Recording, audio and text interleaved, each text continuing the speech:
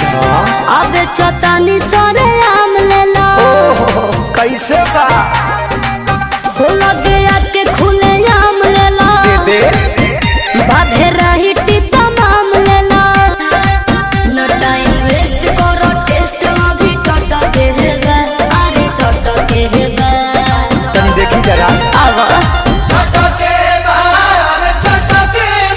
तोरा आम के सवाद गोरी खट के